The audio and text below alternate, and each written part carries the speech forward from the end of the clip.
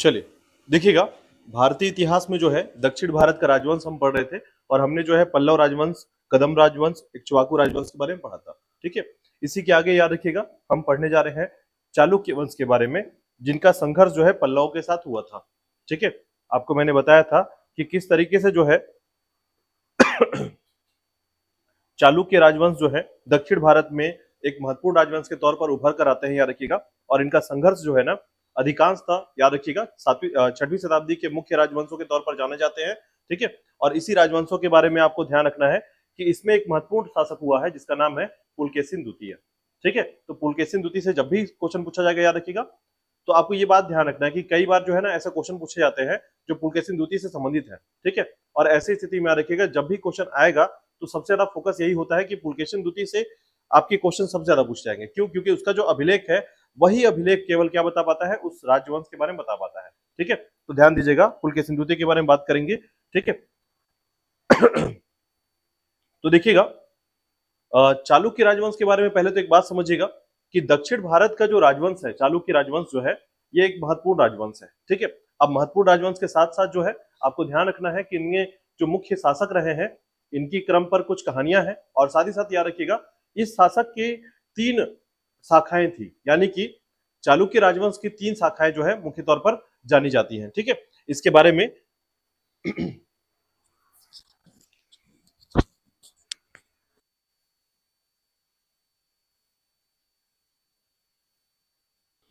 चलिए देखिएगा,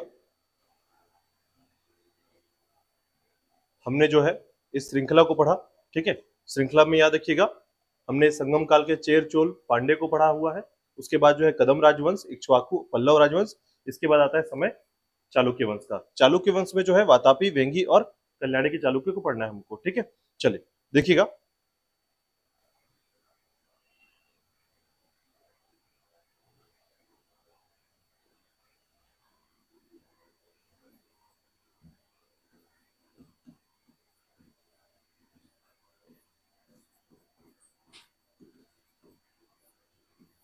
चालुक्य राजवंश। ठीक है, अब देखिए चालुक्य राजवंश के बारे में सबसे महत्वपूर्ण बात याद रखिएगा कि चालुक्य राजवंश जो है ना, ये संभावित रूप से जो है जब देखा जाता है, इनका क्षेत्र विशेष देखा जाता है। ठीक है, तो उस क्षेत्र में आपको एक बात ध्यान रखना है कि दक्षिण भारत में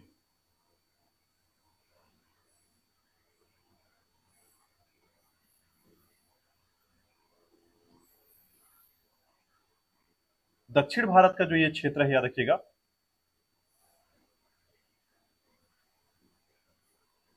ठीक है, इस क्षेत्र को समझ के देखिएगा, बस केवल इतना आपको समझना है इस पे।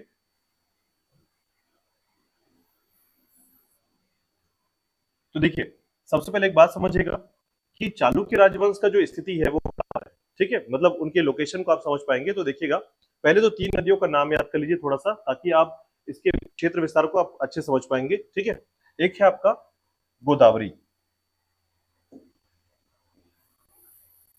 उसके बाद आता है आपका कृष्णा, और एक है आपका कावेरी। ठीक है, ये 3 जो नदियां हैं ये दक्षिण भारत के राजवंशों को बहुत अच्छे तरीके से समझा देती है। ठीक है, तो गोदावरी, कृष्णा और कावेरी याद रखिएगा। ठीक है, अब ऐसे में देखिएगा कि चालुक्य का शासन रहा है। ठीक है, चालुक्य जिसे कहते हैं। ठीक है, तो मूल चालुक्य या फिर इनका जो समय रहा है याद रखिएगा, ये 6वीं शताब्दी में है, यानी इनका मूल जो समय रहा है वो 6वीं शताब्दी। ठीक है, तो जो 6वीं शताब्दी का समय रहा है ये इनका समय था। ठीक है, दूसरी बात ध्यान रखिएगा कि इस क्रम पर जो है अगर आधुनिक महाराष्ट्र का हिस्सा देखेंगे आप, ठीक है, ये वाला जो हिस्सा है आपका महाराष्ट्र हिस्सा है। ठीक है, तो महाराष्ट्र के पास ये वाला जो हिस्सा याद रखिएगा, तो यहां पर आप ऐसे कह सकते हैं कि ये जो क्षेत्र है आपका, ठीक है, इसमें 3 क्षेत्र आपको ध्यान रखना है। कल्याणी के चालुक्य, ठीक है, अच्छा इसको हम लोग थोड़ा क्रमबद्ध रूप से देखेंगे। तो देखिएगा चालुक्य वंश की 3 शाखाएं। ठीक है, पहली जो शाखा है याद रखिएगा उसे कहते हैं वातापी के चालुक्य, दूसरी जो शाखा है उसे कहते हैं वेंगी के चालुक्य, और तीसरा जो चालुक्य वंश है उसे कहते हैं कल्याणी के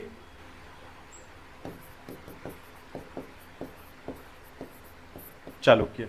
ठीक है, ये 3 चालुक्य शाखाएं हैं, याद रखिएगा। इन चालुक्य शाखाओं के साथ जो है ना, आपको एक बात और ध्यान रखना है कि इन चालुक्य शाखाओं में सबसे महत्वपूर्ण क्या है। तो महत्वपूर्ण बात ध्यान रखिएगा कि जो मूल चालुक्य वंश है वो कौन सा है। ठीक है, तो मूल चालुक्य वंश कौन सा है, ध्यान रखिएगा।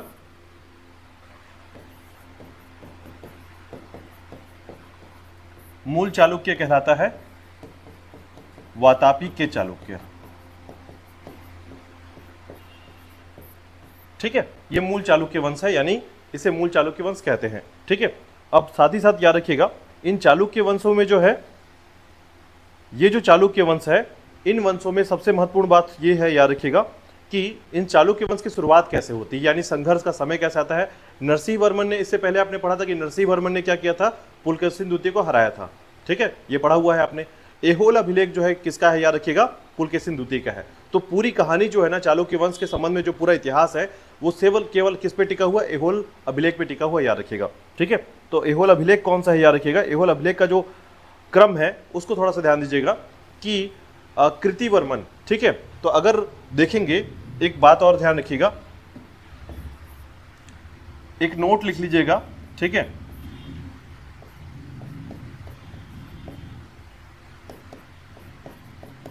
एहोल अभिलेख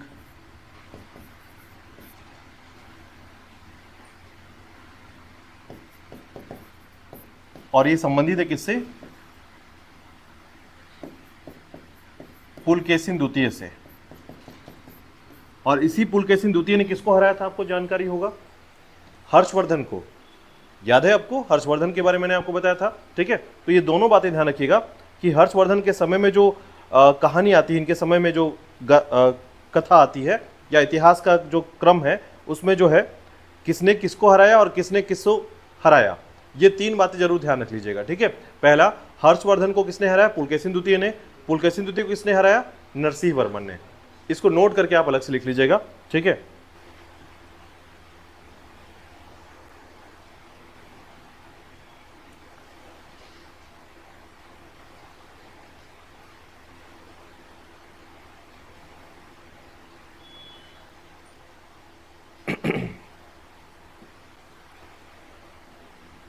ठीक है, तो देखिएगा यहां पर थोड़ी सी नदियों के क्रम पर जो है आपको थोड़ा सा याद रखना है। ठीक है,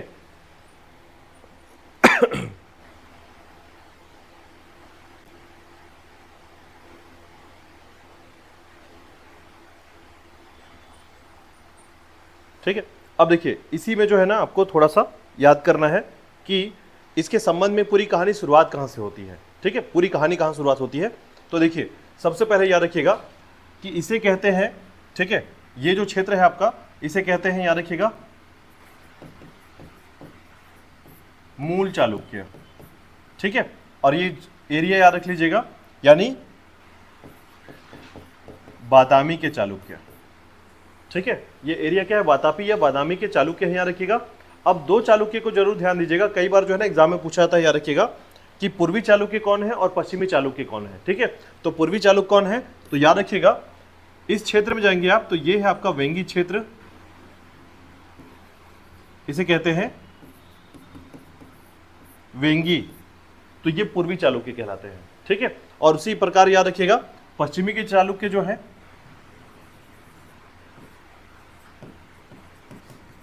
कल्याणी के चालुक्य। ठीक है, तो पूर्वी, पश्चिमी और मूल चालुक्य। ठीक है, ये बात याद रखिएगा। अब देखिए एक एक करके थोड़ा सा समझेंगे इनके बारे में। ठीक है, तो चालुक्यों की 3 शाखाएं हुई हैं, और एक बात जरूर ध्यान रखिएगा कि सबसे पहले जो शाखा आई है वो है आपका वातापी या बादामी के चालुक्य, उसके बाद कौन सा आया है, वेंगी के चालुक्य। ठीक है, अब होता क्या है कि जब चालुक्य वंश यहाँ पर आता है, याद रखिएगा, तो ये अपने क्षेत्र का विस्तार करना प्रारंभ करते हैं। जब ये क्षेत्र का विस्तार करते हैं तो उस विस्तार में जो है इस क्षेत्र में, याद रखिएगा, वेंगी को जीत जाते हैं। ठीक है, और अपने भाई को ही क्या करता है, ये वेंगी का क्षेत्र सौंप देता है। इस प्रकार से एक नया चालुक्य वंश स्थापित हो जाता है। तो अपने भाई के द्वारा ही जो है वेंगी का विस्तार कराया जाता है, याद रखिएगा। इस तरीके से जो है वेंगी चालुक्य आता है, और इसके बाद जो है याद रखिएगा राष्ट्रकूट वंश आ जाता है। याद रखिएगा इन दोनों चालुक्य वंश के बाद जो है राष्ट्रकूट वंश आ जाता है, और राष्ट्रकूट वंश के बाद जो है ना कल्याणी के चालुक्य आते हैं। तो बीच में एक वंश जो है बीच में जरूर आता है, याद रखिएगा, दंती दुर्ग का वंश कहा जाता है इसे, राष्ट्रकूट वंश को दंती दुर्ग का वंश। ठीक है, तो याद रखिएगा इन पूरी कहानियों में 4 राजवंशों के बारे में पढ़ेंगे। पहला पढ़ेंगे आप मूल चालुक्य, दूसरा पढ़ेंगे वेंगी की चालुक्य, तीसरा पढ़ेंगे राष्ट्रकूट वंश के बारे में, और चौथा पढ़ेंगे आप कल्याणी की चालुक्य। ठीक है, चलिए तो देखिएगा तो इसके अंतर्गत जो है याद रखिएगा कुछ फैक्ट याद रख लीजिएगा। ठीक है, तो सबसे पहले याद रखिएगा कि यहां पर जो है ना 3 से 4 जगह जो है बहुत फेमस है, याद रखिएगा। ठीक है, तो सबसे पहला जो है मैं आपको 4 क्षेत्र मुख्य तौर पर बताऊंगा जो कि दक्षिण भारत में फेमस है। ठीक है, इससे पहले आपने जो है पल्लव राजवंश के बारे में पढ़ा, कांचीपुरम पढ़ा। ठीक है, तो कांचीपुरम का जो क्षेत्र है याद रखिएगा, ये आपका कांचीपुरम का क्षेत्र हो गया। ठीक है, उसी प्रकार याद रखिएगा कल्याणी के चालुक्य हो गए, वेंगी के चालुक्य हो गए, और मूल चालुक्य हो गया यानी बादामी के। तो बादामी क्षेत्र का नाम क्या है, वो बादामी के चालुक्य कहलाते हैं। ठीक है, अब राष्ट्रकूट वंश का जो क्षेत्र है याद रखिएगा मान्यखेत। मान्यखेत जो है ना बीजापुर वाला जो क्षेत्र है उसके उत्तर में है मान्यखेत। ठीक है, तो यहां पर आपका राष्ट्रकूट वंश जो है स्थापित होगा दंती दुर्ग के द्वारा। ठीक है, चलिए एक एक करके देखते हैं। सबसे पहले देखिएगा बादामी के चालुक्य के वंश के जो संस्थापक है वो है पुलकेशिन, याद रखिएगा। पुलकेशिन जो है पहला, ठीक है, याद रखिएगा। दूसरा क्योंकि कौन है, तो ऐहोल अभिलेख के अनुसार जो है याद रखिएगा पुलकेशिन जो द्वितीय है ये महत्वपूर्ण शासक के तौर पर जाना जाता है। ठीक है, तो सबसे पहले देखिएगा प्रमुख शासकों में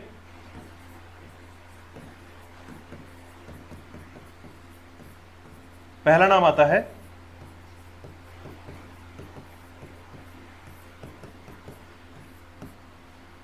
पुलकेशिन प्रथम का। और पुलकेशिन प्रथम कौन है, इस वंश का संस्थापक। ठीक है, तो पुलकेशिन प्रथम जो है याद रखिएगा इस वंश का संस्थापक है। ठीक है, अब इसके साक्ष्य कहां से मिलते हैं, तो याद रखिएगा इसके साक्ष्य जो मिले हैं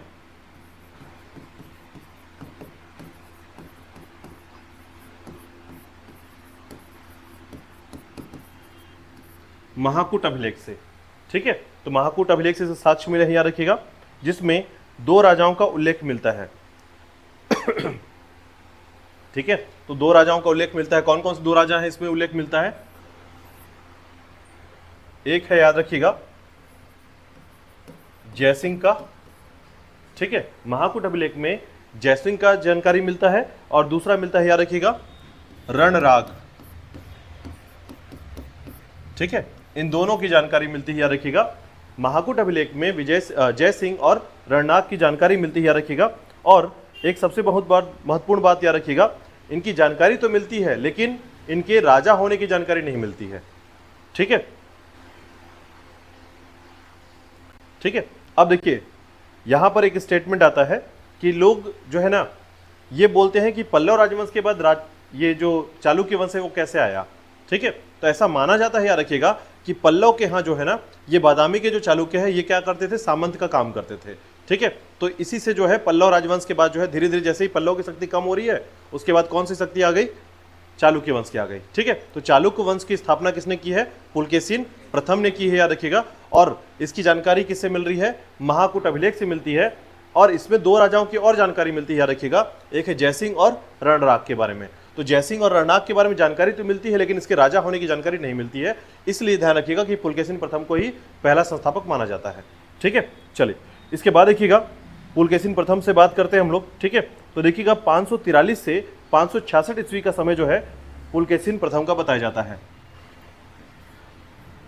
543 टू 566 ईस्वी का समय पुलकेशिन प्रथम का है, याद रखिएगा। और इसके संबंध में जो है 3 बातें आपको याद रखना है। ठीक है, पहला कि बादामी के चालुक्य में याद रखिएगा सबसे महत्वपूर्ण क्या है, तो याद रखिएगा इसने जो है ना बादामी में एक किला बनवाया था। ठीक है, पुलकेशिन प्रथम ने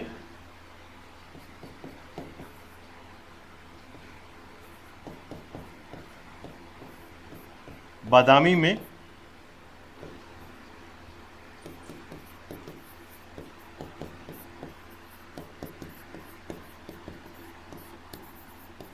एक किले का निर्माण किया। ठीक है, दूसरा यज्ञ कराया। तो बादामी में किले का निर्माण कराने से के अलावा जो है इसने, याद रखिएगा,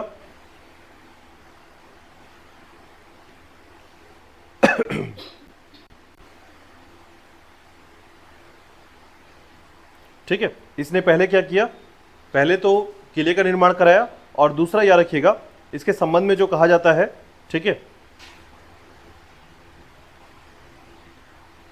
ये कहा जाता है कि इसने जो है अश्वमेध यज्ञ कराया था। अब देखिए कौन कौन से यज्ञ कराया था इसने, तो सबसे पहले याद रखिएगा अश्वमेध यज्ञ, और दूसरा वाजपेयी यज्ञ, ठीक है। तो यज्ञ कराया था एक आपका अश्वमेध और दूसरा वाजपेयी यज्ञ, ठीक है, 2 यज्ञ कराया था इसने। अब देखिए इसी के संबंध में जो है ना एक जानकारी और मिलती है, किसके बारे में, इसके 2 पुत्रों की जानकारी, ठीक है। तो इसके जो 2 पुत्र थे याद रखिएगा, पहले का नाम था कृतिवर्मन, दूसरे का नाम था मंगलेश, ठीक है। कृतिवर्मन और मंगलेश की जानकारी मिलती है, याद रखिएगा। तो कृतिवर्मन जो है यहां पर शासक बनता है, याद रखिएगा।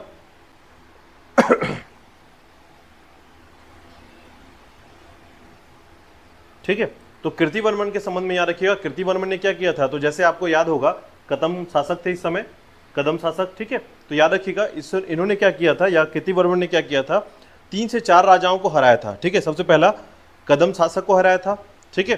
तो याद रखिएगा इसके बाद दूसरा जो है इसका पुत्र जो है आता है कृतिवर्मन, ठीक है। तो कृतिवर्मन के बारे में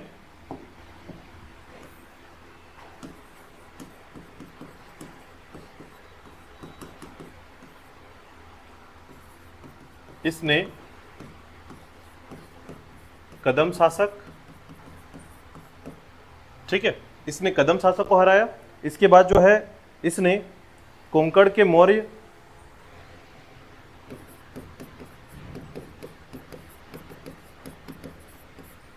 और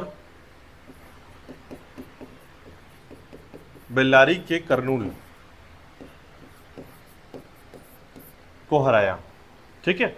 यानी सबसे पहले किसको हराया, कदम शासक को हराया, फिर उसके बाद जो है कोंकण के मौर्य को हराया, उसके बाद बेल्लारी के कर्नूल को हराया, ठीक है। तो याद रखिएगा तो ये जो है उसके राज्यों को जीता, ठीक है। और इसकी जानकारी कहां से मिलती है, तो ध्यान रखिएगा फिर से महाकूट अभिलेख से जानकारी मिलती है, ठीक है। अब आप सोच रहे होंगे सर कि एक ही अभिलेख में दोनों कैसे जानकारी मिल सकती है, तो एक बात जरूर ध्यान रखिएगा, मैं आपको बता देता हूं कि कुछ अभिलेख ऐसे हैं जो पहले राजा ने बनवाया, ठीक है। तो जब कोई अभिलेख बनाया जाता है याद रखिएगा, तो मान लीजिए कोई राजा था उसने बनवा दिया, ठीक है। जब उसका बेटा आ जाएगा ना तो उसमें वो क्या करेगा, एडिटिंग करा देगा और ज़्यादा लिखवा देगा और बढ़ा देगा। अभिलेख ऐसे बनते थे याद रखिएगा। तो अलग अलग अपने अपने समय में कई बार ऐसा होता है कि 2-3, कई बार तो ऐसा होता है याद रखिएगा 3-3 राजा जो है ना ये भी एक ही अभिलेख से उसकी जानकारी मिल रही है, ठीक है। तो ये ध्यान रखिएगा अभिलेखों में एक से अधिक राजाओं की जानकारी मिल सकती है, ठीक है। चलिए तो याद रखिएगा कृतिवर्मन के बारे में, ठीक है। इसने भी यज्ञ करवाया था लेकिन वो इंपॉर्टेंट नहीं, याद रखिएगा। आपको बस इतना याद रखना कि किन किन राजाओं को हराया था, पहला कदम शासक को हराया, दूसरा कोंकण के मौर्य को हराया, बेल्लारी के कर्नूल क्षेत्र के नलवंशी शासकों को भी हरा दिया था इसने, ठीक है। नलवंशी शासक याद रखिएगा।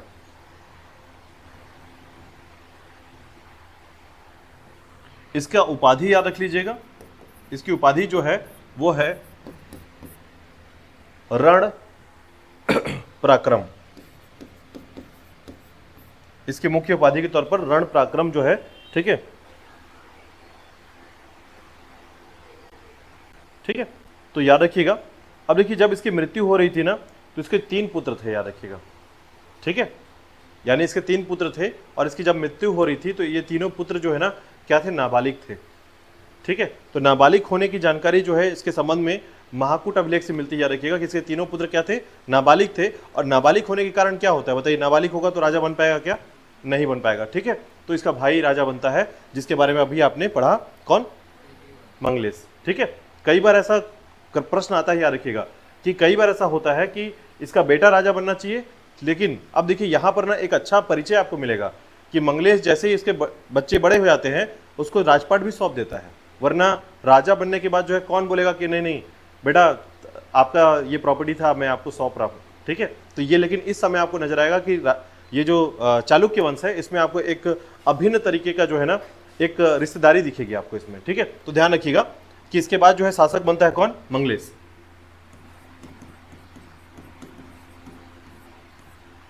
ठीक है। अच्छा एक बात और, जहां पर इंपॉर्टेंट होगा उसको मैं बोलूंगा उसको थोड़ा सा एमपी रख लीजिएगा, ठीक है। और जहां पर इंपॉर्टेंट नहीं है, जिसकी केवल एक अच्छी जानकारी केवल होनी चाहिए, उसके बारे में आपको बात कर रहा हूं, ठीक है, आपको बता रहा हूं इस पे।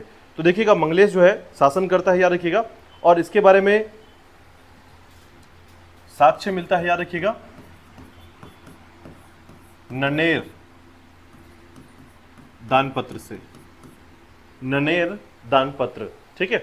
तो जब कोई राजा जो है, याद रखिएगा, किसी प्रकार का दान करता है, ठीक है, कोई गांव दान कर दिया, किसी प्रकार के मुख्य वस्तुओं को दान कर दिया, तो फिर वो अपने दान पत्र को एक अभिलेख में रखवाता है, ठीक है। तो ये ननेर जो है, याद रखिएगा, ठीक है, एक दान पत्र है, ठीक है।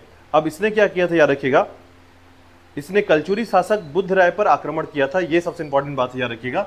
मंगलेश ने कलचुरी शासक बुद्ध राय पर आक्रमण किया, ठीक है। कलचुरी शासक बुद्ध राय पर आक्रमण किया।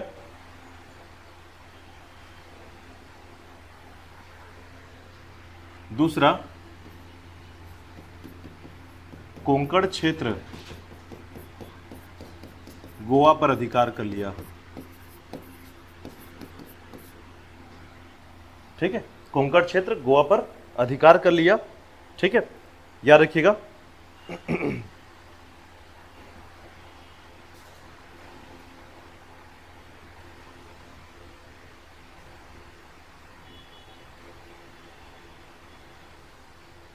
ठीक है। अब इसके बाद देखिएगा, इसने जो है कुछ उपाधि धारण की थी, उपाधि याद रखिएगा, परम भागवत,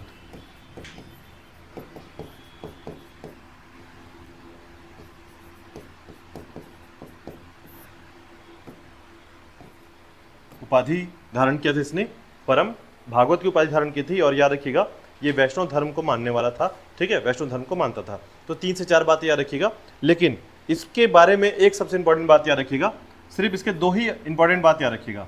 ये एक कलचुरी शासक बुद्ध राय पर आक्रमण किया था, और दूसरा याद रखिएगा कि सबसे अंतिम रूप से जो है ये किसका उन्मूलन करता है, याद रखिएगा।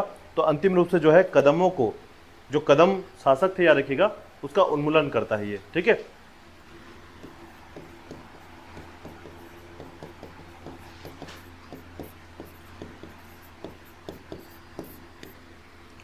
कदम शासक का उन्मूलन करता है।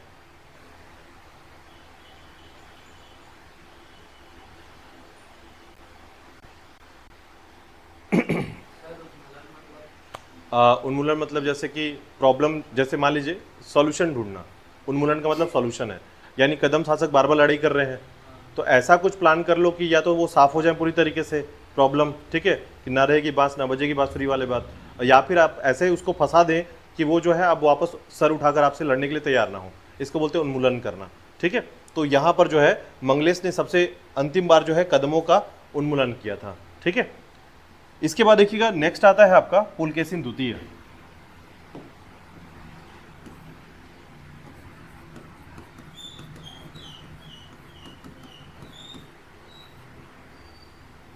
तो अब देखिएगा पुलकेशिन द्वितीय जो है ना, ये कौन है, तो याद रखिएगा पुलकेशिन प्रथम का पौत्र है, ठीक है। तो ये ध्यान रखिएगा कि पुलकेशिन द्वितीय जो है प्रथम का पौत्र था, और कीर्तिवर्मन का जो है नाबालिग पुत्र था ये, ठीक है। तो मंगलेश उसका भाई था, याद रखिएगा। तो भाई ने क्या किया, वापस अपने भतीजे को शासन सौंप दिया, ठीक है। तो ये ध्यान रखिएगा, ठीक है। तो अब देखिएगा बादामी चालुक्य का चौथा और सर्वाधिक शक्तिशाली शासक है ये, ठीक है, सर्वाधिक शक्तिशाली शासक है, याद रखिएगा। इसके साक्ष्य क्या है, तो ये तो आप परमानेंट याद रखेंगे,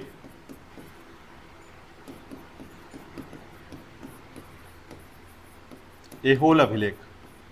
किसने लिखा है, तो ध्यान रखिएगा, इसका जो दरबारी कवि था, याद रखिएगा, रवि कृति, ये दरबारी कवि है। किसका दरबारी कवि, पुलकेशिन द्वितीय का, याद रखिएगा। और इसने लिखा है एहोल अभिलेख, ठीक है।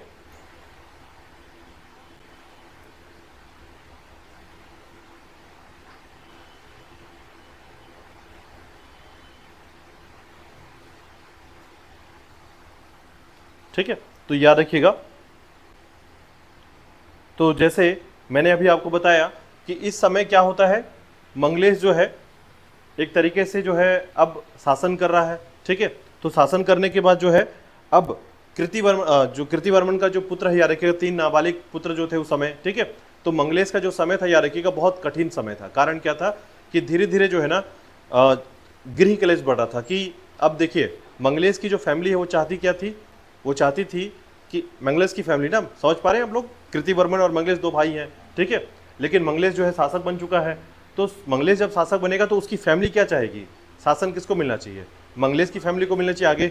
लेकिन मंगलेश क्या चाहता था, कृतिवर्मन की फैमिली को मिले आगे शासन। ठीक है, तो यहाँ पर होता क्या है, याद रखिएगा कि एक मिसअंडरस्टैंडिंग पैदा होती है दोनों फैमिली के बीच में। ठीक है, पुलकेशिन द्वितीय और मंगलेश की फैमिली के बीच में। कारण क्या है, प्रॉपर्टी। ठीक है, यानी राजपाट तरीका। तो होता क्या है कि ये चाहता था मंगलेश की शासन कौन करे, कृतिवर्मन का पुत्र ही करे। लेकिन ऐसे मिसअंडरस्टैंडिंग के कारण जो है क्या होता है कि कृतिवर्मन जो है ना अपने चाचा की हत्या कर देता है। ठीक है, तो ये जो एक मिसअंडरस्टैंडिंग याद रखिएगा दोनों में, कि यह दर्शाया जाता है कि मंगलेश क्या चाहता था और उसकी फैमिली क्या चाहती थी। ठीक है, तो राजपाट जो है मंगलेश की फैमिली को ही मिली रहे, ऐसा कुछ पहले प्लान चला था। और ये बात किसको पता चलता है, पुलकेशिन द्वितीय को पता चलता है। और पुलकेशिन द्वितीय जो है अपने चाचा की हत्या कर देता है और हत्या करके शासन प्राप्त कर लेता है। ठीक है, इस तरीके से पुलकेशिन द्वितीय को शासन मिलता है, ध्यान रखिएगा। और ये जानकारी कहाँ से मिलती है, एहोल अभिलेख से। ठीक है, तो एहोल अभिलेख ध्यान रखिएगा एक प्रशस्ति है। ठीक है, प्रशस्ति क्या होता है, जब दरबारी कभी किसी प्रकार का अभिलेख तैयार करता है, ठीक है, तो उस अभिलेख में जो है ना अपनी राजा का बखान करता है, गुण का वर्णन करता है। ठीक है, क्वालिटी बहुत सारे मेरे राजा में जो है किस प्रकार के गुण हैं। ठीक है, उस सारे गुणों का बखान किया गया है इस आपके किस अभिलेख में, एहोल अभिलेख में। ठीक है, पुलकेशिन द्वितीय के लिए याद रखिएगा, यही सबसे इंपॉर्टेंट फैक्ट है, याद रखिएगा। पूरे चालुक्य वंश में ना यही आपको पढ़ना है एक्चुअल में। ठीक है, तो अब देखिएगा दक्षिण भारत में जो है अब पुलकेशिन द्वितीय जो है क्या है, अब एक मुख्य अधिपति के तौर पर या राजा के तौर पर जाना जाता है। ठीक है,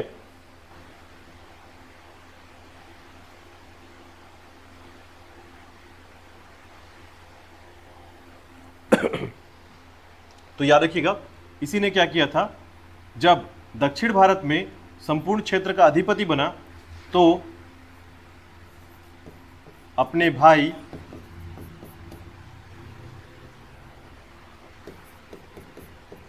भाई को पूर्वी क्षेत्र का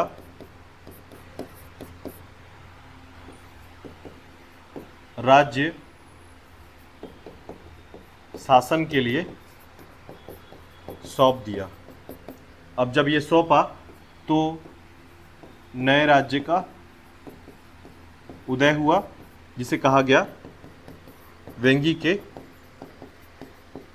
चालुक्य।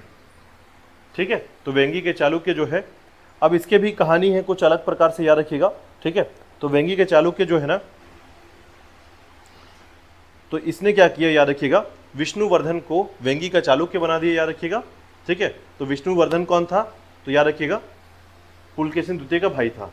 ठीक है, तो पुलकेशिन द्वितीय के भाई होने के बावजूद जो है इस समय क्या स्थिति थी, मैं उसको थोड़ा सा आपको स्थिति बता देता हूँ, देखिएगा क्या होता है। मंगलेश जब राजा था ना, मंगलेश जब दक्षिण भारत का राजा रहा, ठीक है, तो धीरे धीरे जो है ना अंदर ही अंदर क्या हो रहा था, गृह कलह प्रारंभ हो रहा था। ठीक है, मतलब घर में ही लड़ाई चालू हो रहा था। अब जब घर में लड़ाई होती है ना तो बाहर के लोग जो है ना अपने आप को स्वतंत्र करने लग जाते हैं।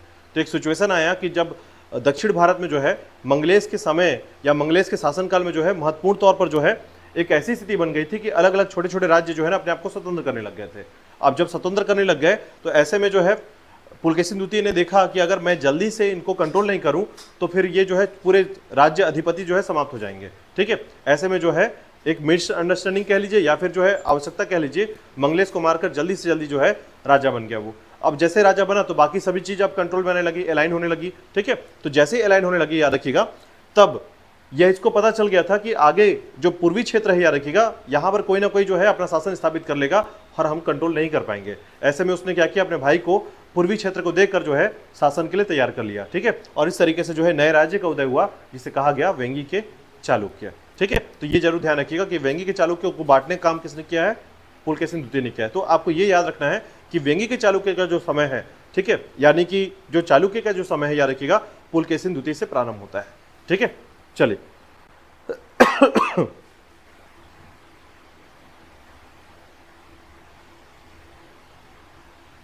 ठीक है, अब देखिएगा पुलकेशिन द्वितीय ने एक आक्रमण किया, याद रखिएगा, यहीं पर आपको ध्यान रखना है।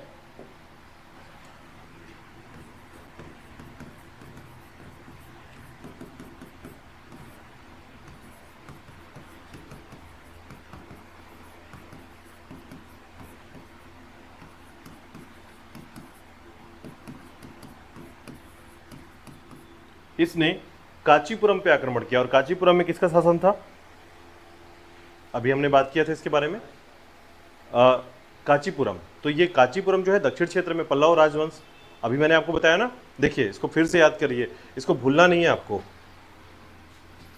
जो वर्धन वंश है ना, ये उत्तर भारत में कन्नौज में है।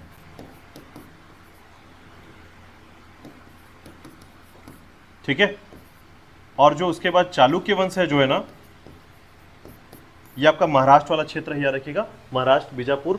ठीक है, तो याद रखिएगा ये वाले क्षेत्र में आ गया चालुक्य।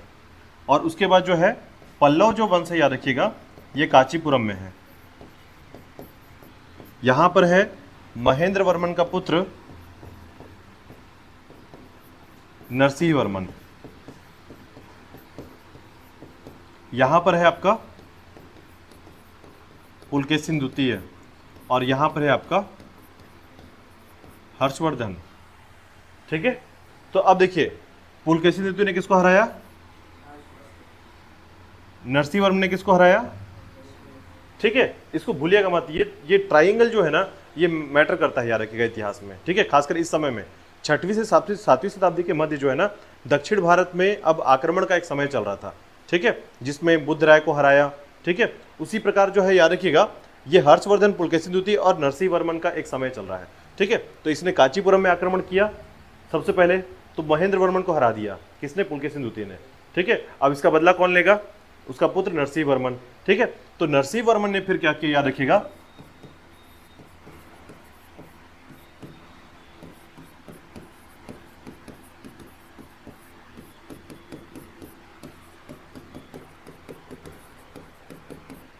ठीक है, इसने नरसिंह वर्मन ने पुलकेशिन द्वितीय को हरा दिया, याद रखिएगा।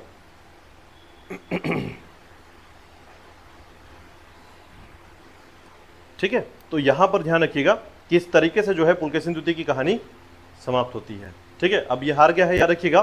अब इस समय जो है आपको एक बात और याद करना है, और इसको नोट करके याद रखिएगा।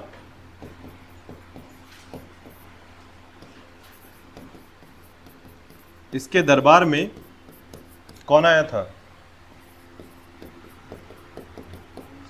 वेनसांग आया था, याद रखिएगा, 641 एडी के समय। ठीक है, तो याद रखिएगा इसके दरबार में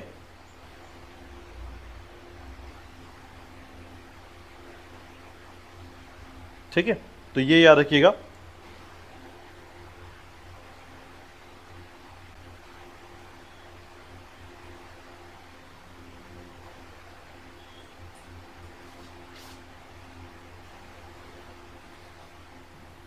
ठीक है, तो ये याद रखिएगा, ये छोटी छोटी जो घटनाएं हैं उसको आप याद रखेंगे।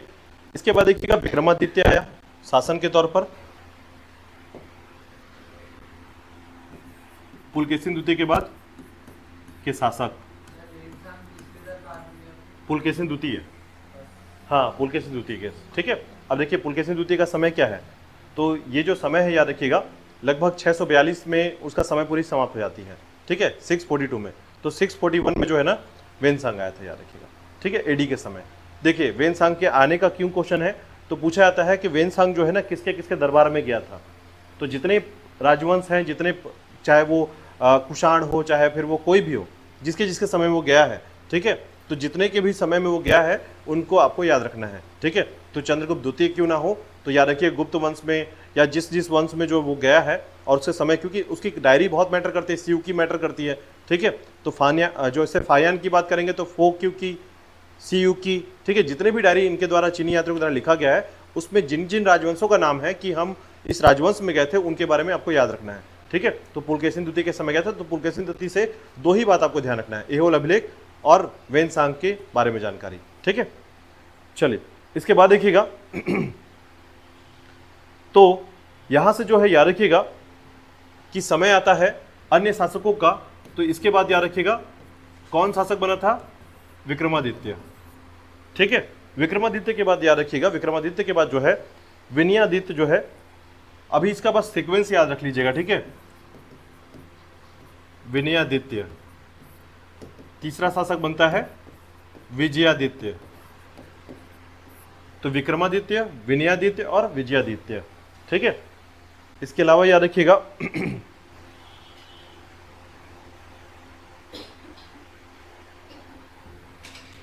इसके बाद आता है चौथे क्रम पर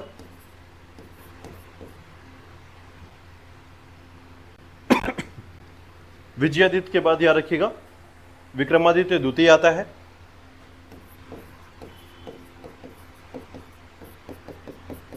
और कीर्तिवर्मन द्वितीय। ठीक है, कीर्तिवर्मन द्वितीय। अब इनमें ना एक एक करके मैं थोड़ा सा एक एक लाइन की बातें बताऊंगा केवल इनमें, याद रखिएगा। ठीक है, विक्रमादित्य के समय याद रखिएगा विक्रमादित्य ने जो है ना अपने भाई जयसिंह को जो है ना लाट का गवर्नर बनाया था, याद रखिएगा। तो अपने भाई जयसिंह को लाट का गवर्नर बनाया था, और इस तरीके से दक्षिण क्षेत्र में इसका विस्तार होता है चालुक्य वंश का। ठीक है, तो दक्षिण के चालुक्य वंश के समय जो है याद रखिएगा जयसिंह जो है लाट का गवर्नर बना।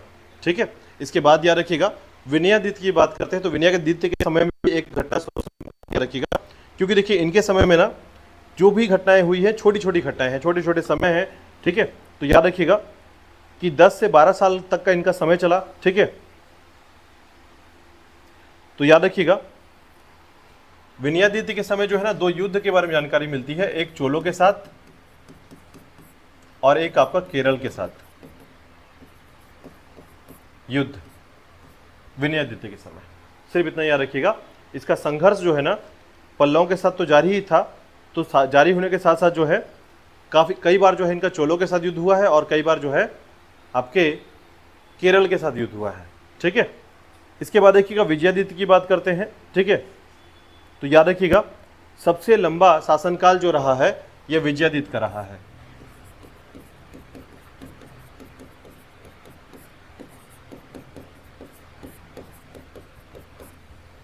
ठीक है, सबसे लंबा शासनकाल विजयादित्य का।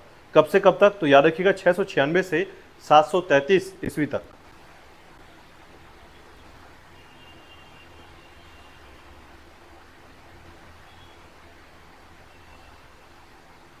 ठीक है, इसके बाद देखिएगा नेक्स्ट है आपका विक्रमादित्य द्वितीय। ठीक है, तो विक्रमादित्य द्वितीय को जो है याद रखिएगा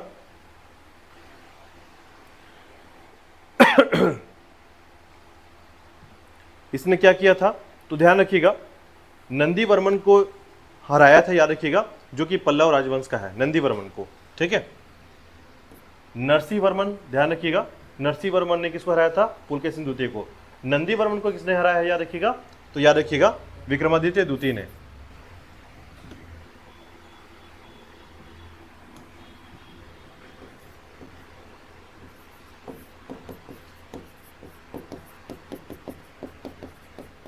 ये कौन है नंदीवर्मन, तो पल्लव राजवंश का शासक है, याद रखिएगा, उसी नरसिंहवर्मन की फैमिली से संबंधित है, याद रखिएगा।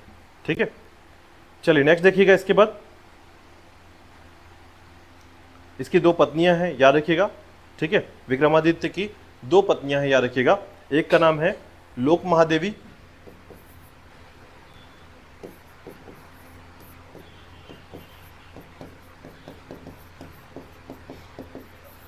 लोक महादेवी, और दूसरा नाम याद रखिएगा त्रिलोक की महादेवी।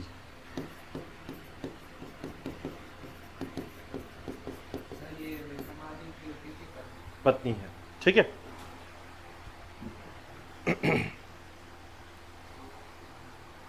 ठीक है, लेकिन हाँ याद रखिएगा यहां से वो घटना मैं आपको क्यों बता रहा हूं, तो ध्यान रखिएगा कि ये वो समय है जब इनकी शक्तियां क्षीण होने लगी थी।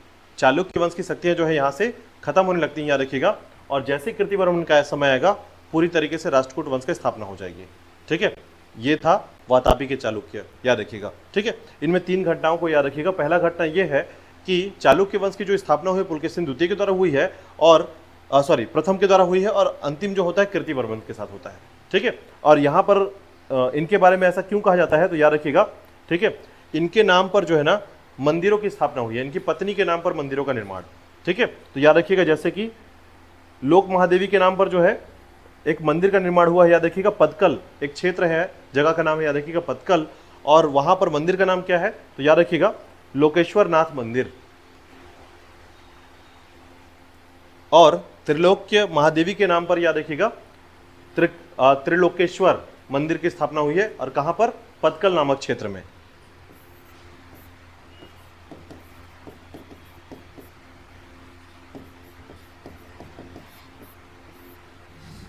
लोक महादेवी के नाम पर, ठीक है, और त्रिलोक महादेवी के नाम पर। इसके बाद देखिएगा कृतिवर्मन के बारे में याद रखिएगा।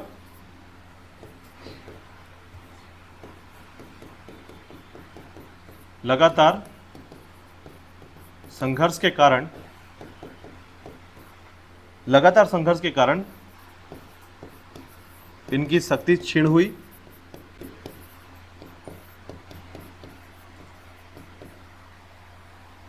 ठीक है, तो लगातार जो है आपने देखा होगा कि लगातार जो है पहले राष्ट्रकूट से लड़ रहे हैं, पल्लव से लड़ रहे हैं, केरल से लड़ रहे हैं। ठीक है, तो लगातार इनके साथ क्या हो रहा था कि लगातार युद्ध लड़ रहे थे।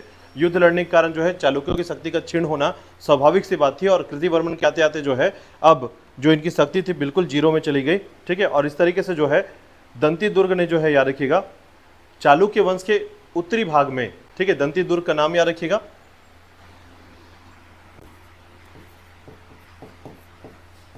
दंती दुर्ग ने चालुक्य वंश के उत्तरी भाग में अधिकार कर लिया तथा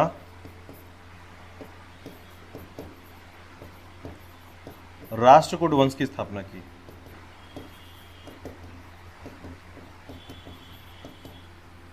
ठीक है, राष्ट्रकूट वंश की स्थापना की। तो याद रखिएगा, इतना ही आपको याद रखना है इसमें राष्ट्रकूट वंश से। ठीक है,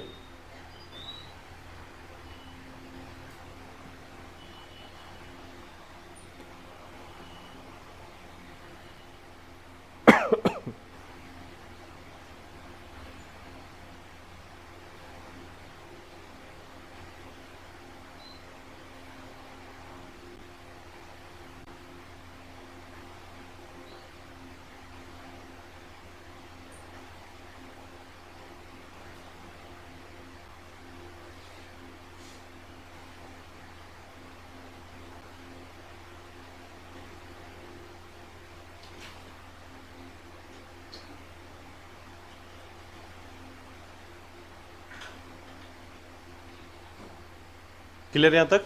ठीक है, तो याद रखिएगा ये थे चालुक्य, जो कि वातापी के चालुक्य थे, और इसमें सिर्फ 3 ही क्वेश्चन बनता है, और जितने भी क्वेश्चन बनेंगे किससे बनेंगे तो पुलकेशिन द्वितीय से बनते हैं, याद रखिएगा। ठीक है, तो पुलकेशिन द्वितीय के संबंध में थोड़ा सा याद रख लीजिएगा। चलिए, इसके बाद देखिएगा नेक्स्ट है आपका वेंगी के चालुक्य के बारे में 2 से 3 बातें हम पढ़ेंगे केवल। ठीक है,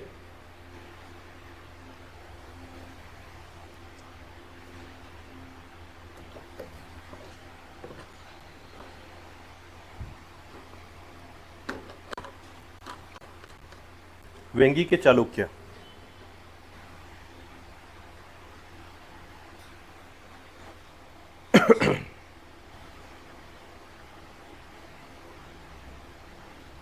ठीक है, हाँ, ये सभी वातापी के चालुक्य हैं। ठीक है, मतलब टोटल जो आप पढ़ रहे हैं उनमें पुलकेशिन द्वितीय का जो समय आया है, याद रखिएगा, नरसिंह वर्मन ने जैसे ही हराया इसको, ठीक है, उसके बाद जो है सारी कहानियां जो है धीरे धीरे कम होने लगती हैं, याद रखिएगा। और जो मंगलेश के समय की बात है, ठीक है, तो जैसे पुलकेशिन द्वितीय के समय जो है ना जयसिंह को इसने दे दिया था, याद रखिएगा, तो जयसिंह द्वितीय है वहां पर, याद रखिएगा। जयसिंह पहले नाम आपने सुना है, ठीक है, तो जयसिंह नामक एक शासक था, याद रखिएगा, वो वेंगी का चालुक्य बनता है। ठीक है, तो वेंगी के चालुक्य के संबंध में आपको 3 बातें याद रखना है। पहला कि वेंगी का जो चालुक्य है, इसको आप ऐसे याद कर लीजिएगा कि वेंगी के जो चालुक्य है या वातापी के जो चालुक्य हैं वो कहीं ना कहीं अपने रिश्तेदार थे। ठीक है। पुलकेशिन द्वितीय ने जब जैसे ही समझा कि अगर मैं एक ही जगह पर केंद्र बनाकर जो है सत्ता स्थापित करूंगा तो दूसरा जो क्षेत्र है वहां पर कोई ना कोई अधिकार कर लेगा, ठीक है। और इस तरीके से जो है इनके द्वारा जो है वेंगी के चालुक्य की स्थापना होती है। और याद रखिएगा वेंगी के चालुक्य कौन था, तो विष्णुवर्धन, ठीक है। तो जय सिंह का नाम जो आता है आपका पहले एक बार आता है, याद रखिएगा। विष्णुवर्धन का नाम जो आता है वेंगी के चालुक्य स्थापना के तौर पर आता है, याद रखिएगा, ठीक है। तो सामान्य तौर पर जो है ना जितने भी वेंगी के चालुक्य हैं, याद रखिएगा, इससे प्रारंभिक समय से नरसिंह वर्मन ने, अच्छा इसको आप ऐसे याद कर सकते हैं, देखिए कीर्तिवर्मन का जो क्षेत्र है ना, मतलब अभी तक क्या हो रहा था, देखिए वातापी के चालुक्य और वेंगी के चालुक्य में अंतर ज्यादा नहीं है, ध्यान रखिएगा। वेंगी के चालुक्य क्यों बोलते हैं, कोई टाइटल उसका वेंगी नहीं है, याद रखिएगा, वो क्षेत्र का नाम वेंगी है, ठीक है। तो जैसे वातापी के चालुक्य है, तो जैसे मान लीजिए कि फॉर एग्जाम्पल समझिएगा कि दो भाई हैं और दो भाई जो है इनमें एक जो है एक स्थान पर रहता है ए नामक स्थान पर और दूसरा बी नामक स्थान पर, ठीक है। तो जब भी पावर कम होगा, मान लीजिए कि इस, अब आपने एक बात पढ़ा कि पुलकेशिन द्वितीय जो कि वातापी था, तो उस क्षेत्र में कौन आ गया, नरसिंह वर्मन, इसको हराया, कहानी खत्म हो गई इसकी, ठीक है।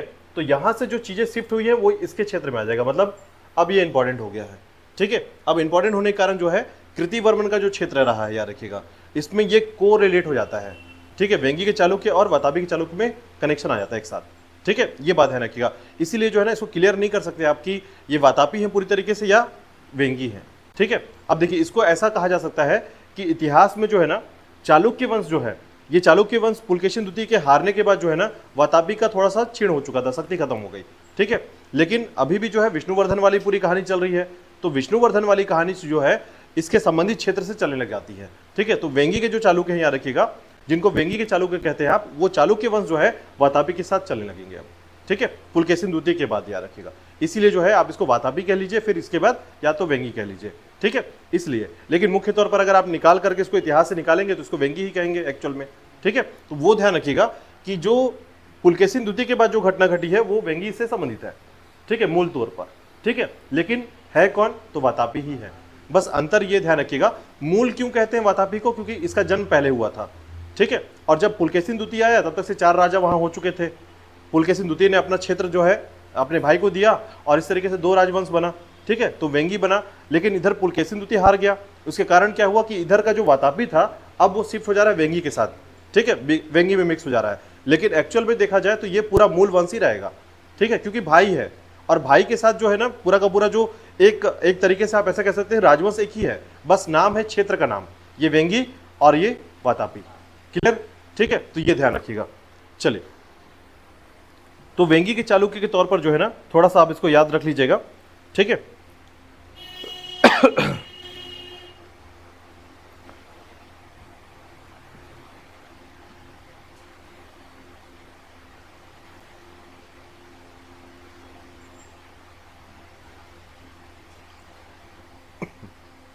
चलिए, इसके बाद देखिएगा इसमें वेंगी के चालुक्य में सिर्फ आपको एक बात ध्यान रख लेना है, एक क्वेश्चन केवल, इसका संस्थापक कौन है, ठीक है, याद रखिएगा विष्णुवर्धन, ठीक है। इतना ही केवल याद रख लीजिएगा कि वेंगी के चालुक्यों में उसका संस्थापक का नाम याद कर लीजिएगा, बस इतना अगर आप याद कर लेते हैं तो ये काफ़ी है इसके लिए, ठीक है।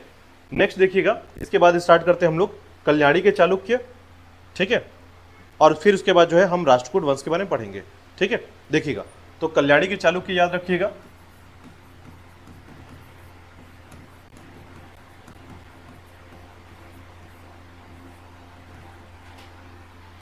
कल्याणी के चालुक्य, ठीक है। अब देखिए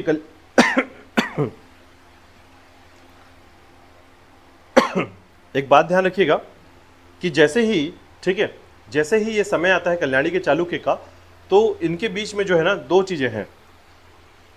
जैसे ही आप वातापी के चालुक्य को पढ़ेंगे, ठीक है, और वेंगी के चालुक्य को पढ़ेंगे, तो इसके बाद जो है ना इनका रिश्ता कट जाता है किससे, राष्ट्रकूटों के साथ। तो राष्ट्रकूट दंती दुर्ग आता है, वातापी और वेंगी चालुक्य को क्या करता है, कमजोर कर देता है और राष्ट्रकूट वंश स्थापित होता है, ठीक है। और राष्ट्रकूटों के समाप्त होने के बाद कौन सा वंश स्थापित होगा, कल्याणी, ठीक है। बात क्लियर हुआ कि सबसे पहले वातापी आया, वेंगी आया, फिर राष्ट्रकूट आएगा और उसके बाद कौन आएगा, कल्याणी के चालुक्य आ जाएंगे, ठीक है, ध्यान रखिएगा। तो एक सबसे महत्वपूर्ण बात याद रखिएगा, इसकी जो पृष्ठभूमि है जिसमें राष्ट्रकूट वंश के समाप्ति के बाद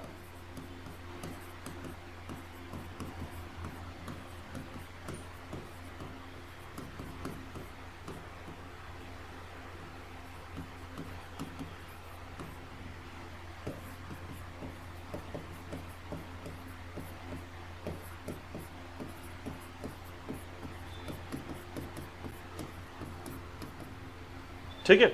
तो राष्ट्रकूट वंश के उदय पतन के बाद जो है याद रखिएगा कल्याणी के चालुक्यों का उदय होता है। ठीक है। अब इसमें भी देखिएगा कहानी कहां से कहां तक जाती है। ठीक है। तो पश्चिमी जो कल्याणी क्षेत्र है याद रखिएगा, ठीक है, इसमें इसका जो लोकेशन है मान्यखेत, जैसे मैंने बताया अभी आपको, तो मान्यखेत के क्षेत्र में जो है इनका स्थिति था, याद रखिएगा मान्यखेत क्षेत्र। ठीक है। इनके बारे में 3 बातें आपको याद रखना है पश्चिमी की कल्याणी चालुक्य के बारे में। ठीक है। तो सबसे पहले याद रखिएगा ये जो चालुक्य वंश है इसका निवास स्थान जो है कन्नड़ क्षेत्र था। ठीक है। मान्यखेत का जो क्षेत्र है याद रखिएगा। ठीक है। और साथ ही साथ याद रखिएगा इनका जो राजकीय चिन्ह है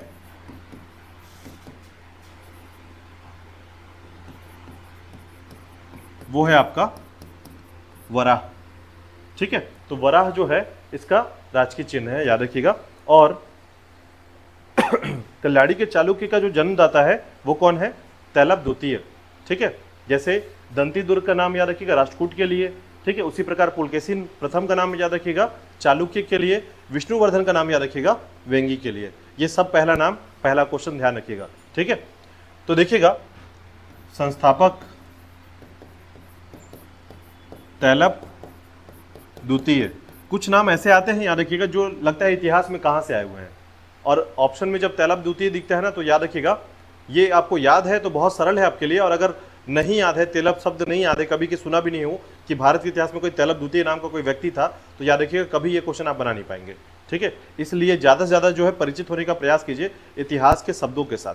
ठीक है। तो देखिएगा तैलप द्वितीय जो है ना इसके 2 पुत्र थे, याद रखिएगा। एक है आपका सत्याश्रय और एक है आपका दस वर्मा। ठीक है। सत्याश्रय और दस वर्मा। ठीक है। तो यहां पर याद रखिएगा कुछ मैं बातें आपको बताता हूं, उससे आप जो है इससे पहले तैलप द्वितीय से पहले जो है ना कुछ घटनाएं मैं आपको बताता हूं, देखिएगा। तो इससे पहले क्या होता है, इससे पहले की जो कहानी है वो ये है, यानी पृष्ठभूमि से पहले की कहानी ये है कि इससे पहले कौन सा वंश था? राष्ट्रकूट वंश था। ठीक है। तो राष्ट्रकूट वंश के यहां जो है सामंत के तौर पर कुछ राजाओं की जानकारी मिलती है या कुछ नाम प्राप्त होते हैं। ठीक है। अब ये वो नाम है, याद रखिएगा, जहां पर विनयादित्य, विक्रमादित्य, विजयादित्य जैसे नाम आपने सुना होगा। ठीक है। उनमें हमने अभी तक क्या देखा, यहां तक अगर आप देखेंगे तो यहां पर तक की कहानी क्या है? विक्रमादित्य द्वितीय तक की कहानी है। अभी आपको विक्रमादित्य पंचम तक की कहानी मिलेगी, यानी 5-5 तक के विक्रमादित्य हुए हैं। ठीक है। तो जो यहां पर कल्याणी के चालुक्य याद रखिएगा इसमें विक्रमादित्य 5 आएगा, 5वें नंबर का पंचम। ठीक है। लेकिन तो फिर 3 और 4 कहां है? तो ध्यान रखिएगा उससे पहले कौन कौन था यहां पर? तो विक्रमादित्य तृतीय और चतुर्थ इस क्षेत्र में नाम मिलेगा, जब वो राजा नहीं था, क्या था? सामंत था। किसका? राष्ट्रकूटों का। ठीक है। तो कुछ राजाओं के नाम बता रहा हूं मैं, या सामंतों के नाम बता रहा हूं, वो याद रखिएगा। ठीक है। जैसे कृतिवर्मा तृतीय, तैलप प्रथम और विक्रमादित्य तृतीय और फोर्थ।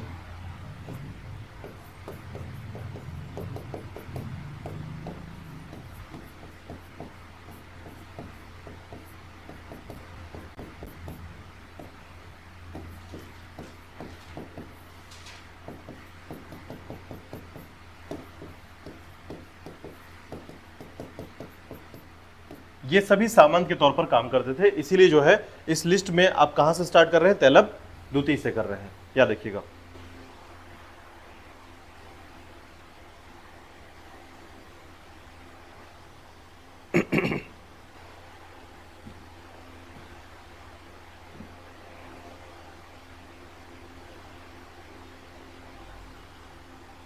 ठीक है।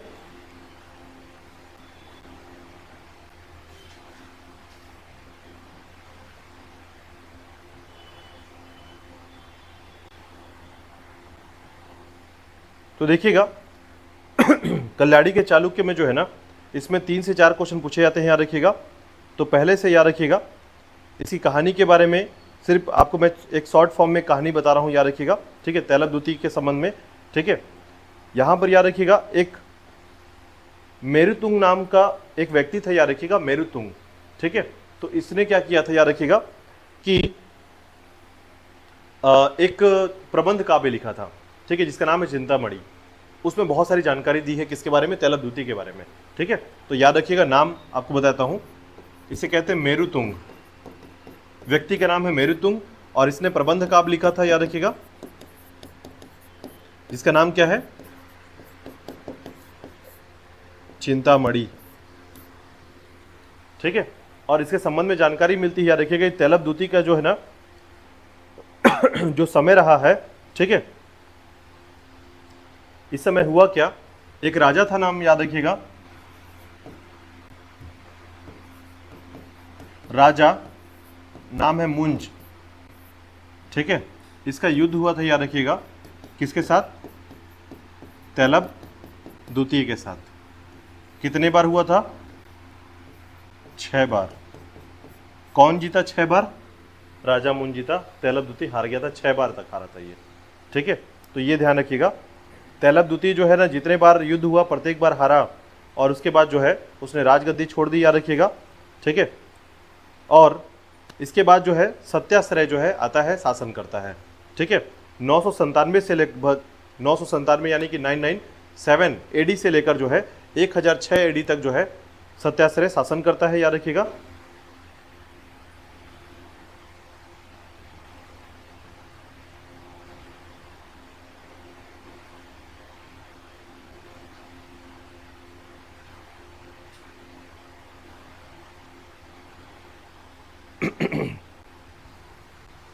ठीक है, इसके समय जो एक क्वेश्चन पूछा था, याद रखिएगा, सत्याश्रय के समय।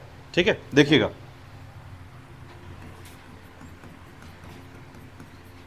इसका शासन काल रहा है 997 टू 1006 एडी का। याद रखिएगा, ये भी पराक्रमी था, लेकिन इसके शत्रु बहुत थे। ठीक है, कल्याणी के चालुक्य है, याद रखिएगा, और इसके शत्रु बहुत सारे थे, याद रखिएगा। मुख्य शत्रु का नाम याद रखिएगा, चोल शासक।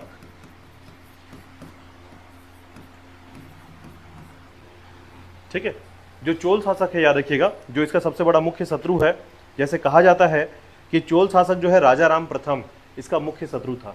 ठीक है, राजा राज प्रथम इसका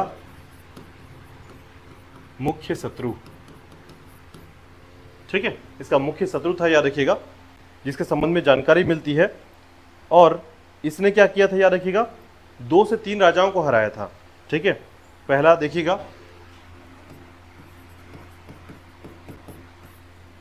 एक तो हराया था, याद रखिएगा,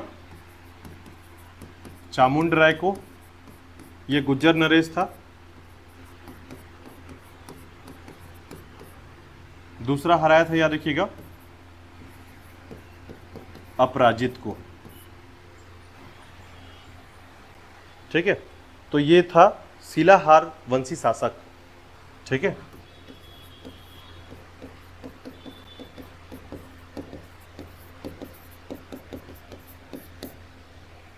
दो राजाओं को हराया था, याद रखिएगा।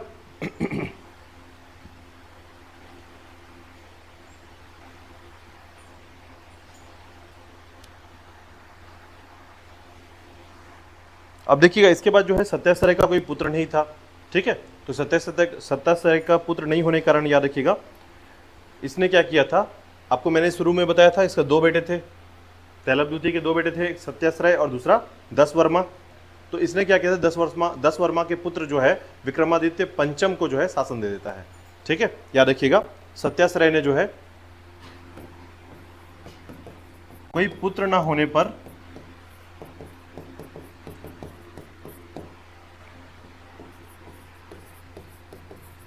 विक्रमादित्य पंचम को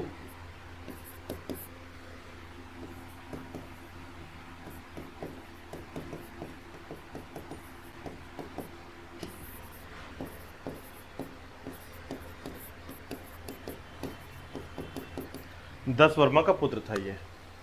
ठीक है, तो ये याद रखिएगा, दशवर्मा का पुत्र था विक्रमादित्य पंचम। ठीक है, इसका भी जो समय है, याद रखिएगा, मैक्सिमम 10 से 12 साल जो है ये शासन करता है। 1006 से लगभग 1015 एडी तक जो है ये शासन किया है। ठीक है,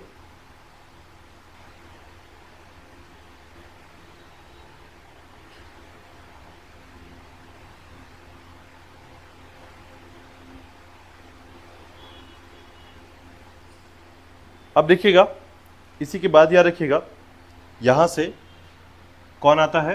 तो जय सिंह द्वितीय आता है। ठीक है, विक्रमादित्य के संबंध में सिर्फ इतना ही याद रखिएगा कि विक्रमादित्य पंचम जो है शासन करता है और इसके बाद जो है इसका भाई जो है शासन करता है, याद रखिएगा, जय सिंह द्वितीय। इसकी आवश्यकता नहीं है कि विक्रमादित्य को हम एक्सप्लेन करें पूरी तरीके से, केवल याद रखिएगा कि विक्रमादित्य जो है पंचम शासक बनता है जो कि दशवर्मा का पुत्र है। ठीक है, और वो शासन किया और उसके बाद जो है कौन आ गया है? जय सिंह द्वितीय, याद रखिएगा। तो जय सिंह द्वितीय का जो समय है याद रखिएगा, इसके समय में भी दो घटनाएं घटती हैं, उसको आप याद रखेंगे। ठीक है, पहला कि मालवा के शासक राजा भोज ने जो है इसके समय में आक्रमण किया था। मालवा के शासक राजा भोज ने आक्रमण किया और दूसरा याद रखिएगा कि इसने जो है ठीक है, बाद में राजा भोज को हरा दिया था, लेकिन पहले जो है किसने हराया था? राजा भोज ने इसको हराया था, याद रखिएगा। ठीक है, तो दो क्षेत्र इसके लिए याद रखिएगा कि जब आक्रमण किया तो दो क्षेत्रों पर अधिकार कर लिया था, एक लाट को और दूसरा कोंकण पर अधिकार कर लिया।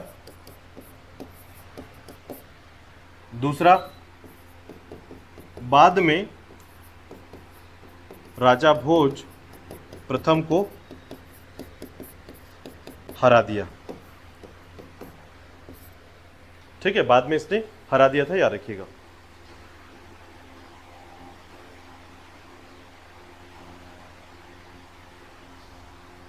ठीक है,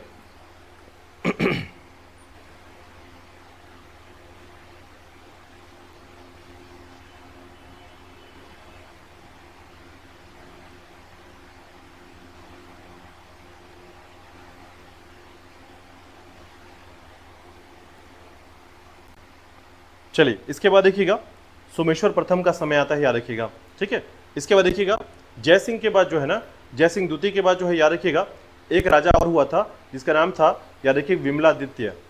ठीक है, विमलादित्य के समय जो है शासन होता है, विमलादित्य का शासन होता है और इसी समय जो है चोल शासक जो है ना अब आक्रमण करता है किसकी तरफ? याद रखिए, चोल शासक।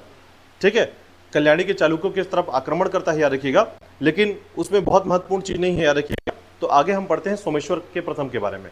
ठीक है, सोमेश्वर प्रथम देखिएगा, इसके बारे में पूछा था, याद रखिएगा। सोमेश्वर प्रथम के बारे में क्वेश्चन आता है। ठीक है, कारण क्या है? इससे संबंधित कुछ घटना इंपॉर्टेंट है, याद रखिएगा। जैसे कि पहली घटना है, ठीक है, इसने क्या किया था? राजधानी परिवर्तन किया था।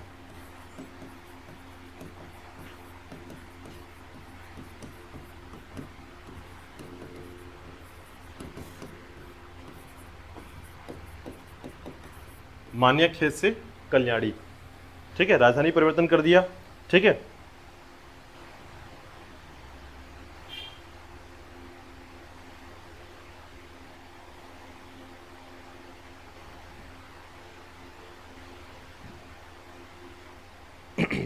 और यहीं पर दो एग्जाम पूछा गया, याद रखिए, कोपम का युद्ध और कुंडल मंगलम का युद्ध इसके समय होता है, याद रखिएगा। ठीक है, तो देखिएगा इसके समय जो है ना इसने क्या किया था? 4 से 5 वंशों पर आक्रमण किया और सब पर जीत हासिल किया था सोमेश्वर प्रथम ने। ठीक है, तो जैसे कलिंग पर युद्ध किया, मगध पर युद्ध किया।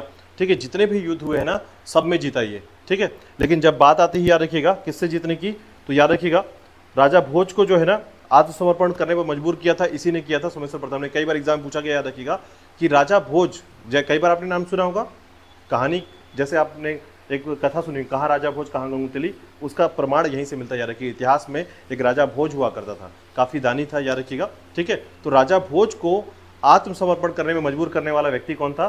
सोमेश्वर प्रथम था, याद रखिएगा। चालुक्य वंश का था, कल्याणी के चालुक्य वंश का था। ठीक है, इसको नोट करके लिख लीजिए आप। ठीक है, राजा भोज को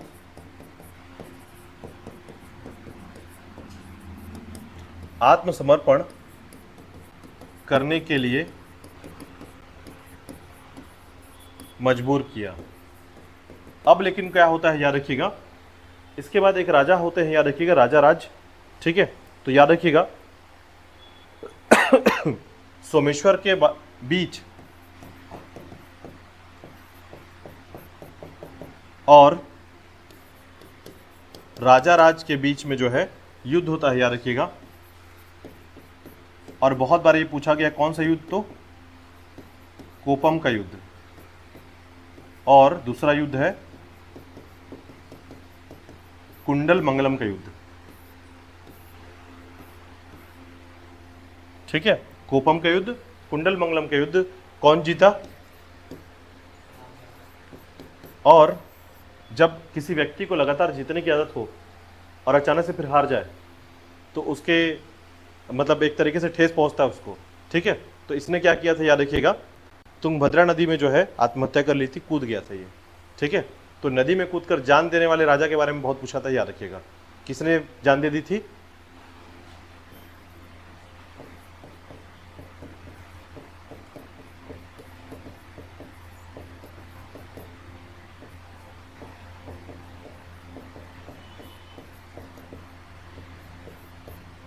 तुंगभद्रा नदी में कूद कर आत्महत्या कर ली थी सोमेश्वर प्रथम ने। ठीक है, तो ये याद रखिएगा, अभी तक आपने कोई भी ऐसे राजा का नाम पढ़ा जिसने कूद कर आत्महत्या कर ली हो नदी में?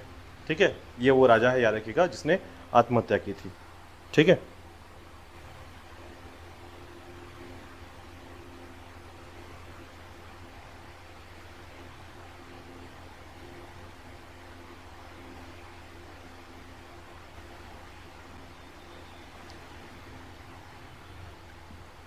चलिए इसके बाद देखिएगा, इसको थोड़ा सा याद रखिएगा।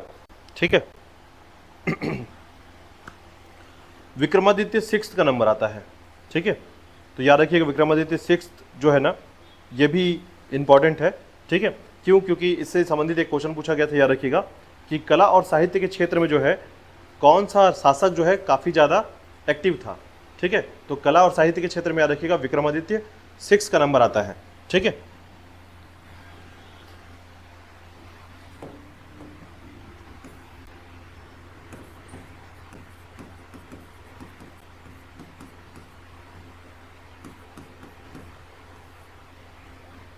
तो याद रखिएगा इसकी अधिक रुचि किस क्षेत्र में थी? कला और साहित्य के क्षेत्र में थी। ठीक है, इसने अपने आप को सम्राट घोषित किया था, याद रखिएगा, और चालुक्य विक्रम संवत चलाया था। ठीक है, चालुक्य विक्रम संवत चलाया था। इसके साथ ही साथ याद रखिएगा इसके समय में जो है ना, चोल और चालुक्य का जो संघर्ष था वो थोड़ा रुका हुआ था। अभी चोल वंश पढ़ेंगे आगे जाकर आप, देखिएगा वहां पर जो है ना चोल और चालुक्यों के मध्य जो है लगातार संघर्ष चलता है। ठीक है, तो ऐसे में याद रखिएगा इसका जो शासनकाल था वो बहुत शांतिपूर्ण था। ठीक है,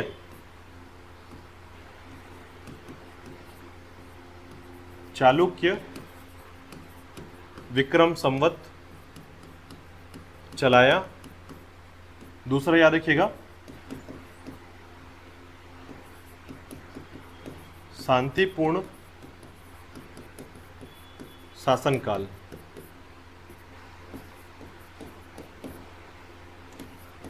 कला एवं साहित्य पर अधिक रुचि।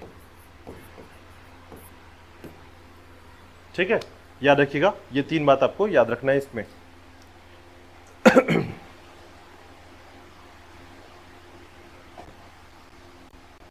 ठीक है, तो ये याद रखिएगा।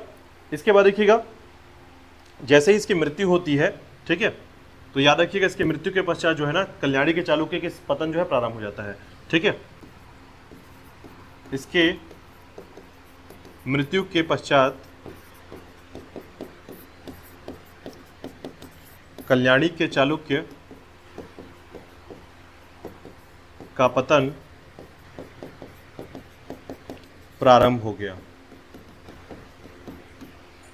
ठीक है, तो ये थोड़ा सा याद रखिएगा इस घटना को। इसने जो है याद रखिएगा विक्रमपुर नगर बसाया था, भगवान विष्णु का मंदिर बनवाया और एक झील का निर्माण भी कराया था।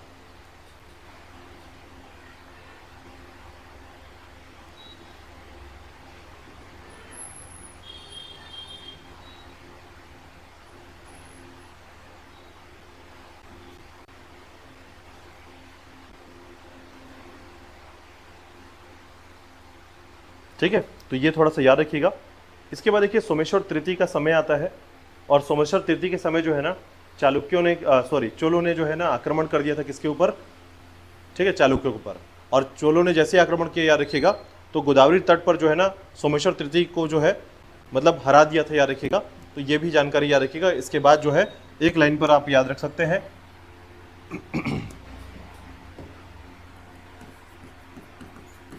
सोमेश्वर तृतीय की कहानी, ठीक है। पतन का काल, यानी पतन तो प्रारंभ हो चुका है, इसके समय जो है काफी तेजी से पतन होना प्रारंभ होगा।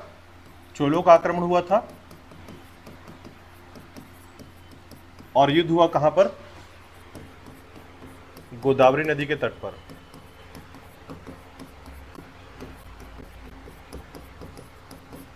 ठीक है, तो सोमेश्वर तृतीय के समय जो है चोलों का आक्रमण हुआ था, याद रखिएगा, ठीक है। और अंतिम बिंदु पर याद रखिएगा सोमेश्वर फोर्थ आ जाता है, याद रखिएगा, ठीक है। लेकिन प्रॉब्लम ये थी, याद रखिएगा, कि इसके शासनकाल में जो है विद्रोह हो गया और उसके बाद जो है सारी कहानी खत्म हो जाती है, याद रखिएगा, सोमेश्वर फोर्थ के समय में, ठीक है।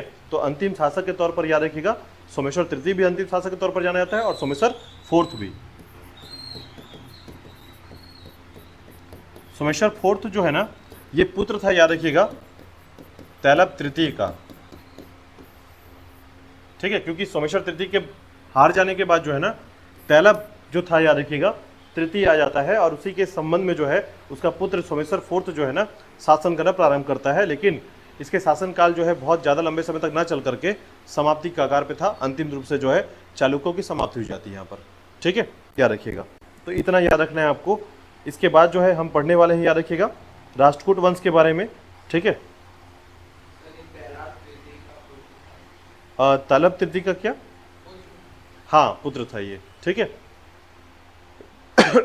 अगर आप सीक्वेंस देखेंगे ना, मतलब अगर आप सीक्वेंस चाहें तो आप ऐसे याद कर सकते हैं, ठीक है, कि इसको मैं थोड़ा सा आपको इसका जो वंश वृक्ष है वो समझाता हूँ, देखिएगा, ठीक है। तो तैलब द्वितीय के दो पुत्र हुए, ठीक है। एक था आपका सत्याश्रय और दूसरा दशवर्मा, ठीक है। तो दशवर्मा का पुत्र बना कौन? विक्रमादित्य फिफ्थ, ठीक है, वो क्लियर हुआ, ठीक है। उसके बाद जो है याद रखिएगा विक्रमादित्य फिफ्थ का भाई भी था, जयसिंह द्वितीय, ठीक है। तो जयसिंह द्वितीय आया, तो जयसिंह द्वितीय का जो पुत्र था वो था सोमेश्वर प्रथम, याद रखिएगा, ठीक है। फिर सोमेश्वर प्रथम का पुत्र हुआ सोमेश्वर द्वितीय और विक्रमादित्य सिक्स्थ, ठीक है। तो सोमेश्वर द्वितीय और विक्रमादित्य सिक्स्थ जो है ना, ये दोनों भाई थे, याद रखिएगा। विक्रमादित्य का जो सिक्स्थ था उसका बेटा था सोमेश्वर तृतीय, ठीक है, जो कि सोमेश्वर तृतीय आपने पढ़ा यहाँ पर, ठीक है। और उसके बाद याद रखिएगा सोमेश्वर तृतीय के दो पुत्र थे, एक आपका जगदेकमल, नाम था जगदेकमल, और दूसरे का नाम था, याद रखिएगा, तैलब तृतीय। तो ये तैलब तृतीय का पुत्र था, याद रखिएगा, सोमेश्वर फोर्थ। और इसके बाद जो है याद रखिएगा कहानी यहीं पर सोमेश्वर फोर्थ के बाद खत्म हो जाती है, ठीक है। यानी इतिहास में सोमेश्वर फोर्थ के बाद जो है कोई भी नहीं आया था, ठीक है। अब कोई डाउट है, कोई क्वेश्चन है तो उसमें पूछ सकते हैं आप लोग।